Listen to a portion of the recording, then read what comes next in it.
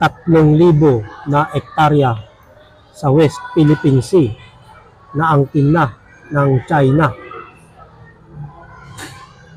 Kinumpirma ng Armed Forces of the Philippines o AFP na umaabot na sa 3,000 ektarya ang naaangking teritoryo ng China sa West Philippine Sea. Sinabi ni Philippine Navy spokesperson for the West Philippine Sea, Rear Admiral Roy Vincent Trinidad, kabilang rito ang Panganiban o Mischief Reef, Johnson o Mabini Reef at Zamora, Subi Reef na pinagtayuan na ng military base ng China. Kumpleto na umano ito sa pasilidad. May airstrip, hangar, naval base at iba pang military structure. These are functional military bases.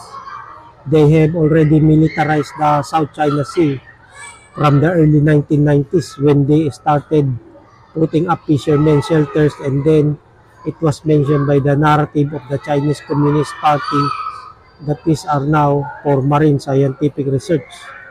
Punto ni Trinidad. Sinabi ng opisyal na illegal ang pagpapalawak ng teritoryo ng China dahil ibinasura na sa arbitral ruling ang lahat ng features na inestablisha ng Chinese Communist Party sa South China Sea at walang maritime na entitlements o titulo, habang ibinasura rin ang 9-dash line ng Beijing.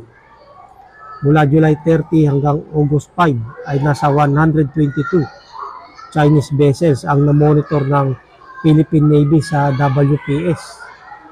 Kabilang dito ang monster ship at survey vessel ng China na nagkakalat sa bisinidad ng Sabina Shoal kung saan diskubre ang mga itinambak na dinurog na corals.